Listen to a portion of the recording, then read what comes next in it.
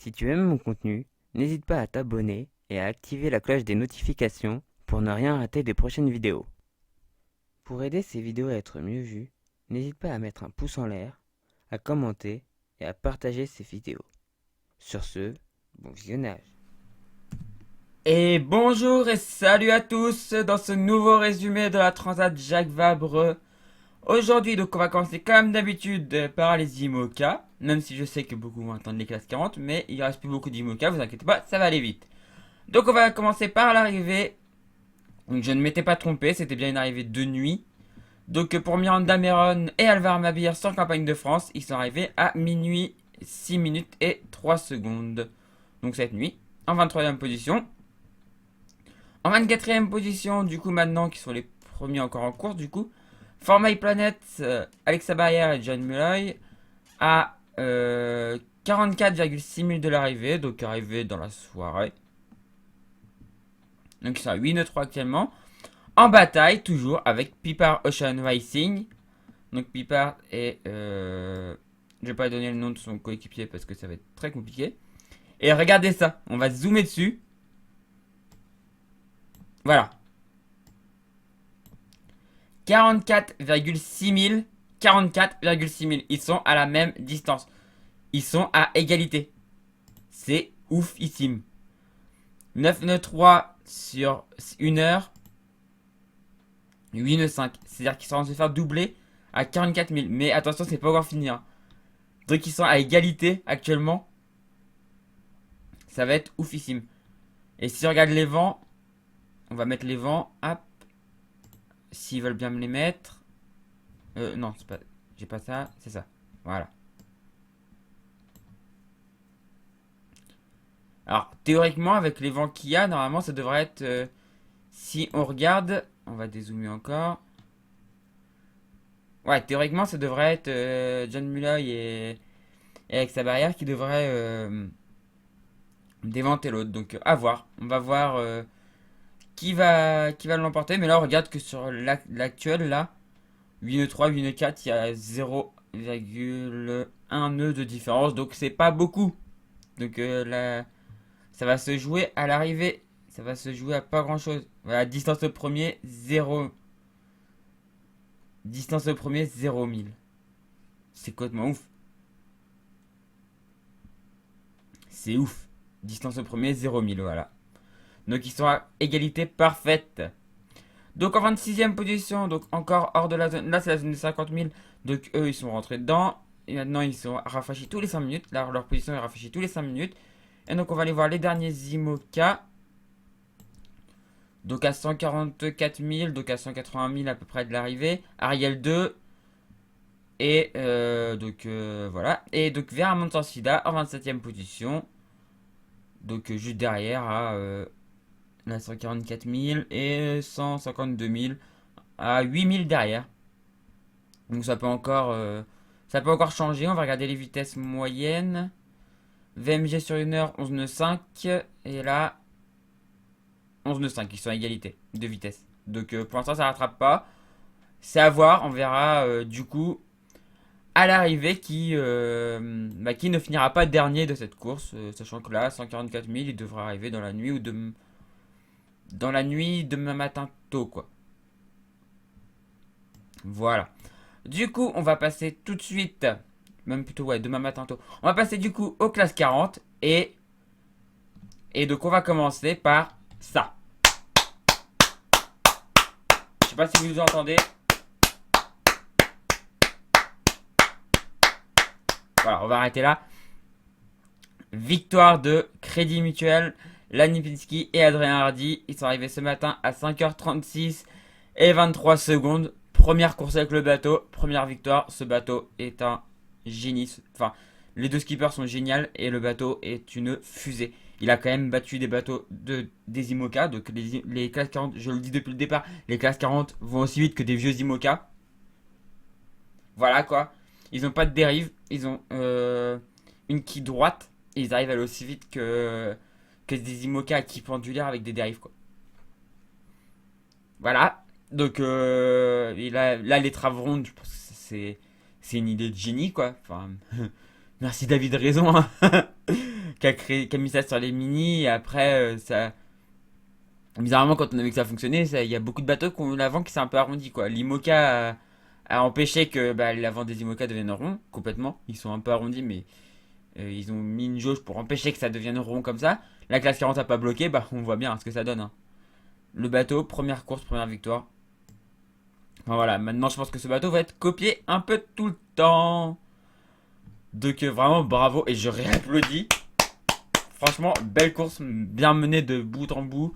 Bon, dans l'Alizé, là, le record 510, 515 000, 516 000, je sais même plus. Franchement, 516, non, 416 000. Oui, non, je ne vais pas exagérer. 416 000 416 000 en 24 heures en classe 40, c'est pas mal, quoi. Donc, franchement, bravo. Super course, les gars. Et en plus, vous me faites presque oublier mes superstitions. Parce que je ne saurais oublier que votre bouteille de champagne ne s'est pas brisée du premier coup. Je ne saurais oublier. Donc vous êtes presque en train de me guérir. Pas complètement, mais vous m'avez presque guéri. Donc Layton, deuxième, qui est en train d'arriver. Il est à 2,9 000 de l'arrivée. Il a 5 nœuds 6 actuellement. Voilà, bon bah. De toute façon, le classement des classes 40, on connaissait depuis un petit moment. Oh, sauf Cass, on savait très bien que ça allait se jouer entre ces bateaux-là. Enfin, c'était presque sûr. En troisième position, Aina Enfance Avenir, donc qui est à 29,5 000 du premier encore en cours, donc de Layton. Bon, bah voilà, une belle course. De toute façon, belle course quand même de ces bateaux-là, malgré tout. Je pense qu'il y avait vraiment rien à faire contre, contre Crédit Mutuel. Voilà, ce bateau est fou. Ce bateau est un bateau de fou furieux. Et je pense que maintenant, si on veut gagner une classe en classe 40, une course en classe 40, il faudra avoir un bateau un peu comme Crédit Mutuel avec les Travermondi. Parce que ces bateaux ont des capacités à partir au planning dans des vents. Quand certains plantent des pieux, bah eux ils sont. Quand certains ils vont sont en mode bourrin, bah eux ils sont au planning en mode ouais bah ça va, c'est cool. Donc voilà, bon, j'ai vu des images du bateau, on a l'impression d'être sur un mini IMOCA quoi. Tellement ça va vite. Un mini ancien IMOCA, je précise, hein. Donc voilà quoi, enfin c'est un bateau de folie. Bon, du coup on va passer au quatrième, Louis Duc et Aurélien Ducrot sur Croxal, Chamonix, Mont-Blanc. En lutte avec Banque du Léman, Simon Coster, Valentin Gauthier. Donc 100,3 000, 103,6 000.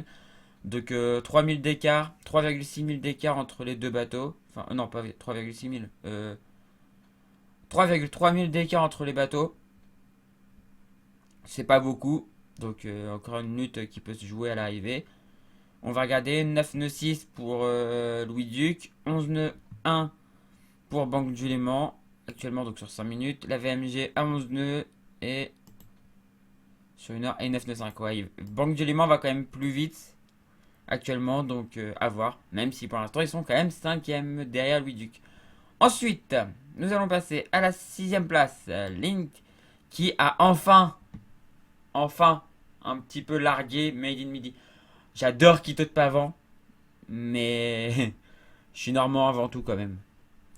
Et donc, George Richer et Cédric Château à la 6ème position, à 167 000 du premier encore en cours, donc à plus 2000, donc 169 000 de l'arrivée. Donc à 11 nœuds 7, tranquillement. Et sachant que, ah oui, alors j'ai pas parlé de la VM, de l'arrivée à peu près de ces bateaux-là. Donc là, on a vu 2000, donc là, il est 13h32, donc il y a toujours un petit problème de. Enfin, les ETA sont pas très précises parce que hier ça marquait 16h et là, bon, on va voir que ça va arriver vers 14h du coup. Là, il est 13h32, ouais, dans 10 minutes ils sont là-bas. Non, un peu plus. Ouais, on va dire à 13h50 ils sont à l'arrivée. Et eux, plutôt, ouais, plutôt 16h pour eux du coup. Je pense. Donc, on va revenir du coup à Cédric Château, donc, qui sont à 167 000 du premier, 167,9. Et Quito de Pavant qui est derrière à 189 000. Donc ça y est, il y a plus de 20 000 d'écart. Donc il devrait être relativement tranquille jusqu'à l'arrivée. 11 nœuds 7, 11 nœuds 9, c'est assez proche. C'est pas avec des petits écarts comme ça que ça devrait jouer. 11 nœuds 5 sur 1 heure. Et, et 11 nœuds 8. Donc normalement, ouais, ça devrait être... ça commence à sentir bon pour George Richard et Cédric Château. Donc une bonne petite 6ème place. Malheureusement, voilà, le bateau est pas le meilleur de la dernière génération. Du coup, c'est un bateau de dernière génération, mais c'est pas le meilleur, je pense. Parce qu'il y a un très bon équipage, mais le bateau est pas. Maintenant, je pense que si on veut vraiment faire des beaux classements, il faut avoir des étraves plus arrondies, alors que lui est quand même encore relativement pointu. Alors, du coup, on va aller vers l'arrière. Et là, bon, il y a un gros delta jusqu'au 8ème Bertrand de Broc, Vincent Leblet. Créa actuel Côte d'Armor à 356,2 mille de l'arrivée. Sachant que plus on est proche de la côte, plus c'est embêtant. Donc, enfin, jusque-là, après, par là, ça va. Mais jusque-là, c'est embêtant parce qu'on peut avoir un bord de près attiré si on arrive trop près, enfin, trop proche de la côte, en fait. Et c'est ce qui est arrivé à un bateau de devant que j'ai lu. Et c'était un bateau par ici, je crois. Je sais plus le nom du bateau. Non, c'était un IMOCA, je crois, qui a été obligé de tirer un bord un peu auprès, un peu proche du vent. Parce que justement, un peu trop près de la côte. Arrivé un peu trop près de la côte. Et là, bah, pour Bertrand de Broc et donc, sur un créa actuel Côte d'Armor et Vincent Leblay, c'est un petit peu chaud, c'est un peu short, mais ça va passer. Donc ils vont peut-être perdre un petit peu sur Thibaut Hector et Damien Comagnac. Et Clément Comagnac, ça fait 2 fois que je fais l'erreur. Donc à 381,0 mille de l'arrivée, du premier plutôt. Donc là, il y a quand même de l'écart. Mais ils vont peut-être perdre un petit peu du coup, parce que ils vont se retrouver un peu plus proche du vent. Pierre-Louis. Ah bah justement, on va complètement voir après ce qui se passe. Pierre-Louis et Calice sont 10e à 416, à 416 000 du premier, donc à 418 de l'arrivée. Bah, je lui enverrai un message quand il arrivera pour lui souhaiter, pour lui dire bravo quand même. 10e sur une flotte de plus de 20 bateaux. Bon, bah voilà, c'est première moitié du classement, donc c'est pas dégueu. Et donc on va passer au 11e, mais là que c'est chaud pour eux quoi, parce que ça risque d'être un peu risqué, parce que là derrière ça risque de revenir du coup. Donc à la 11e place, Eden Red, Emmanuel Leroche, Basile Bourgnon, qui sont très près de la côte, beaucoup trop près de la côte, et là du coup qui tirent un bord de près, enfin, quasiment. Ils sont à 8 nœuds, enfin 4 nœuds 9, même 4 nœuds 3 sur 1 heure. C'est là, waouh, waouh, waouh, waouh, waouh, waouh. Vitesse depuis 5 minutes, 8 nœuds, donc ça va, mais 4 nœuds 3 sur 1 heure, ça fait mal. Sur la VMG, ils sont pas du tout sur la VMG par rapport aux autres, je pense. Et 4 nœuds 9, même en vitesse classique, sans la VMG, quoi. Waouh, ça fait mal, ils sont beaucoup trop près de la côte. Déjà, on sait qu'il y a moins de vent à la côte. Et en plus, ils sont vachement plus près. Et on va regarder eux, par exemple. Ils sont à 9 nœuds 5, 9 nœuds 4. Donc là, je serais à leur place, je serais pas bien, quoi. Parce qu'ils vont sûrement se faire passer au moins par eux. Et si ce n'est aussi par eux, quoi. Donc là, c'est à chacun son Everest. Donc Yves Courbon et Renaud Courbon. Donc qui sont à 10 nœuds 8, qui sont à 10 nœuds 9 sur 1 heure. Ouh, je serais à la place de Emmanuel Roche et Basile Bournon, je serais pas bien, quoi. Je serais pas bien du tout. Là, ouais, erreur, là. Beaucoup trop près de la côte. Beaucoup, beaucoup, beaucoup trop près de la côte. En 14e position, prendre la mer, agir pour la forêt, Mathieu Claveau et Christophe Fialon. Donc en 14e position, à 498,1 mille du premier. Encore en course. Donc du deuxième en gros.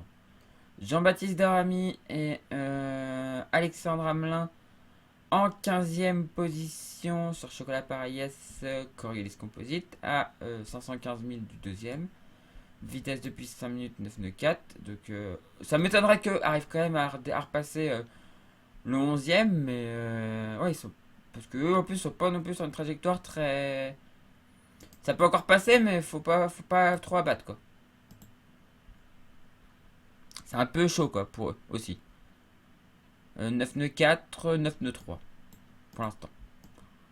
Alors ensuite, on va continuer à monter. Donc à la 16e position. Donc à la 16e position, nous avons Iscarine, qui est à 799, 796. Et en position un peu plus de 2 sud. Enfin presque à 3 sud du coup. À 711 000 du deuxième du coup. Leclerc qui a passé l'équateur il n'y a pas longtemps. À 901,4 000 du deuxième est à la 17e position. Ensuite, Morgan Ursopoufon qui était hier en lutte, si je me rappelle bien, était empétolé. On voit la trajectoire. Est actuellement à 6,6 sur 1 heure. Actuellement 7,9 mais sans compter la VMG. En 18e position, donc Morgan Ursopoufon et Rémi Lotli. Up Sailing Uni pour la planète à 1014 000 du deuxième.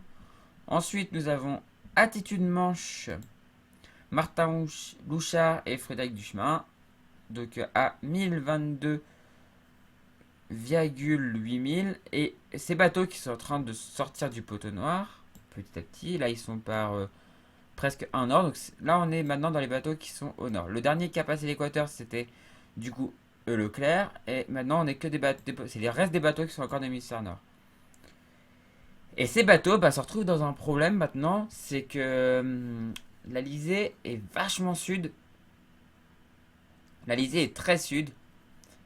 Et du coup, elle empêche d'avoir une route droite maintenant vers Salvador de Bahia. Donc c'est-à-dire qu'ils prennent encore plus de retard qu'ils n'en avaient déjà, quoi. Les autres, en fait, ont pu passer quasiment en ligne droite. Et eux, maintenant, vont être obligés, limite, de tirer des bords. Mais il y a un bord qui va être approchant, un bord qui va s'éloigner, qui va éloigner quasiment, quoi. Donc là, il faut faire super gaffe parce que il faut quand même choisir son point d'entrée au moment où l'Alizé bascule au bout d'un moment, quand même, finalement, au sud-est. Mais c'est assez loin, quand même. Donc il y a encore pas mal de milles à faire, là, dans un Alizé quasiment de sud, quoi. On a une Alizé à 155. Le sud, c'est 180, quoi. 156, 157. Il y a 23 degrés de différence entre le sud et. On a une Alizé de sud-sud-est, quoi. Alors qu'elle devrait être au sud-est. Donc c'est pas top. Pour eux, là, c'est un peu la galère, quoi. Et on va regarder si ça change dans les prochaines heures, mais.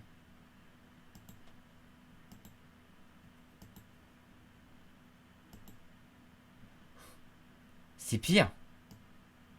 Regardez les gens. C'est pire. Ah non, ça s'était pas chargé. J'ai eu peur. Alors ça rebascule bien à un moment, mais. Attendez, même demain à 13 h, c'est encore just, quoi. Bon, 143, ça s'améliore quand même. Mais c'est quand même encore un peu compliqué, quoi. Et regardez, mais là c'est 200. D'accord. Il y a une zone là, mais c'est. Elle est horrible. Là, c'est un enfer pour eux. Là, c'est clairement un enfer. Donc, en plus, voilà, elle tourne pas très vite, quoi. Enfin, 145. Bon, 145, ils vont commencer à pouvoir quand même impliquer un peu vers le sud, mais. Un peu plus, mais c'est quand même super compliqué, quoi. C'est horrible pour eux, quoi. C'est. Nerveusement, ça doit être dur. Donc on en était du coup à attitude manche. Donc là on a fait un peu de stratégie. Donc là faut essayer de sortir le mieux possible de ce piège, quoi. Alors pas prendre trop d'ouest plutôt, parce que si on prend trop d'ouest on va se retrouver dans la même situation que les autres. C'est-à-dire coller à la côte et donc faire du prêt serré enfin faire du près au niveau des côtes du Brésil, tout près des côtes du Brésil. Donc c'est pas top non plus. Donc à voir comment on peut se sortir de là. Est-ce qu'il faut pas essayer de tirer un bord qui va rééloigner un peu, mais après avoir un meilleur bord quand le vent va donner? C'est à voir. Stratégiquement c'est compliqué là. Stratégiquement c'est très compliqué. Il faut voir. Après en regagnant par là, est-ce que... Ah, on a du 139 là, donc ça permet déjà d'abattre quand même un peu plus quoi, mais... On va regarder cette nuit. Oui, c'est bien cette nuit, ça c'est le 15. Et aujourd'hui nous sommes le 14, c'est bon. Voilà, bon, cette nuit ça s'améliore vraiment. On en passe au 135, donc là, il faut arriver là, quoi. Grosso modo, il faut arriver à être là pour repasser. Mais c'est quasiment impossible, quoi. Ils vont arriver. Ils vont passer l'équateur ici, quoi. Et on voit que bah, le passage de l'équateur ici, après, c'est pas simple. Hein. Si on regarde, on est obligé quand même de vachement impliquer vers le sud pour ne pas être piégé. Bon, c'est pas facile pour eux, là, sérieusement. On va voir comment ils vont s'en sortir, mais voilà. Bon, du coup, on va continuer notre petit tour des bateaux encore en course. Donc en 20e, Pierre-Antoine Thézon et Paul Gallet. À 1024 000 du premier encore en course. Donc sur Kiris. En 21e, on va aller voir du coup, qui sont un peu tout seuls. Qui sont les derniers bateaux dans le poteau noir du coup. Équipe Voile Parkinson, Florian Guégan et Raphaël Offray. Donc qui sont à 1165,4 000 du premier encore en course. Et on n'a pas regardé juste les écarts. Je suis en train de me dire qu'on n'a pas regardé les écarts là ici. Et ouais, parce qu'en plus c'est encore serré, c'est ça le truc. 1014 000 pour Morgan Urso-Poupon et Rémi Lotley. 1022, donc 8000 d'écart entre ces deux-là pour Attitude Manche. Et 1024, là il y a 2000 entre les deux. Il y a 2000 entre ces deux bateaux là, donc c'est très très très serré. Donc à voir qui remportera, enfin qui ne finira pas dernier de ce petit groupe là. Ça va être la bataille, je pense, jusqu'à l'arrivée. Ça va être rigolo à suivre. Donc on retourne voir les bateaux qui sont encore dans le poteau noir. Enfin, même si eux là-bas sont à peine sortis. Ils sont à peine sortis, ils sont par, on va regarder, 2 nord. Enfin presque un nord. Ils arrivent au 1 nord, mais avec un alizé pas du tout bien établi. Et là, bah, on voit Voile Parkinson qui est à 1 nœud 9 sur 100 minutes, 1 nœud 4 sur 1 heure. Donc voilà, bien englué dans le poteau noir, bien comme tout le monde. Ils prennent bien leur pain noir. Donc voilà. Et on va aller voir le dernier pour finir cette vidéo. Donc Terre Exotique. Donc le premier classe 40 comme toujours. Qui bah, se débrouille plutôt pas mal pour le plus vieux bateau de la flotte. Donc ce qui est avec Georges Guigan et Erwan de Queiroz à 1247,5 000 du premier encore en course. Donc et on va regarder leur vitesse. Actuellement, ils sont à 5 nœuds 3, donc ça va encore, ils avancent. Depuis 1 heure et actuellement 5 nœuds 5, donc ils avancent. Hein. Pour l'instant, ils avancent. Peut-être qu'ils vont revenir sur Équipe Voile Parkinson, on sait jamais. Même si de toute façon, après, l'Alizé sera, je pense, quand même plus favorable à Équipe Voile Parkinson. Voilà, bah du coup, c'est fini pour les classements. J'ai juste parlé, en fait, du coup, de deux petites choses qui me plaisent. Enfin, deux petites actualités un petit peu sur les IMOCA. Donc, on a le redépart dans pas longtemps de Apivia qui repart vers la France. Donc pas par cargo, alors ça me plaît, les gens qui ne prennent pas le cargo pour ramener leur bateau. Ça me plaît grandement. Donc avec donc du coup Apivia, Charlie qui rentre en solitaire. Donc pour s'entraîner pour le Vendée Globe, c'est plutôt pas mal. Même si je trouve qu'il a pas pris beaucoup de repos, mais c'est bien. Et on a Initiative Kirk qui est parti lui. avec 4 personnes à bord et dont Thomas Pesquet. Donc ceux qui me connaissent savent que je suis passionné d'astronomie aussi et de spatial. Et voilà, Thomas Pesquet a embarqué sur Initiative Cœur pour ramener le bateau. Avec Tanguy de la Motte, donc qui ne peut pas s'empêcher d'aller refaire un petit coup d'IMOCA quand même, malgré le fait qu'il aille arrêter d'être skipper professionnel, enfin coureur au large professionnel. Il a quand même pas résisté à aller faire un petit coup d'IMOCA. En même temps, je le comprends. Voilà. Bah du coup, c'est là-dessus qu'on va se quitter sur ces deux petites news du coup de convoyage, retour. Et sachant qu'il y avait un autre bateau qui devait rentrer en solitaire, oui c'est Clarisse normalement qui doit rentrer en solitaire avec Banque Populaire, mais je pense qu'elle fait une pause peut-être un peu plus longue. Voilà, bah du coup c'est là-dessus qu'on va se quitter. Si ça vous a plu, mettez un like, mettez un commentaire. Et si vous n'êtes toujours pas abonné, abonnez-vous pour suivre les prochaines vidéos. Et avec la petite cloche de notification, c'est encore mieux, comme ça vous serez averti dès que je sors une vidéo. Sachant que jusqu'à la fin de la Jacques Vabre, il y aura une vidéo par jour. Et après la Jacques Vabre, il y aura une vidéo tout comme on reprend le rythme habituel. Donc 3 vidéos par semaine. Avec 2 gameplays. Donc Transport Fever et Kerbal quand j'aurai bien réinstallé le jeu. Et puis une vidéo explicative. Enfin le dimanche. Si vous êtes encore ici et que vous avez suivi la vidéo jusqu'au bout, je vais vous faire un petit spoiler. Alors, ceux qui veulent pas entendre, coupez la vidéo tout de suite. A plus, à la prochaine. Petit spoiler pour la vidéo de dimanche. Dimanche, on va parler des idées reçues sur la voile. Du style, la voile c'est un sport de riche. La voile, enfin, il y a plein d'idées reçues. La voile c'est pas un sport. Qu'est-ce que j'ai entendu d'autre? Enfin, j'ai entendu plein de trucs. La voile, je peux pas commencer si je suis trop âgé. Ou des choses comme ça. Et du coup, dans la vidéo de dimanche, on va débunker tout ça. On va montrer que bah non, la voile, c'est pas un sport de riche. Moi, je suis pas riche et j'en fais. Non, la voile, on peut commencer tard. La voile, on peut aussi en faire même si on est à l'intérieur des terres. Il y a des lacs, par exemple.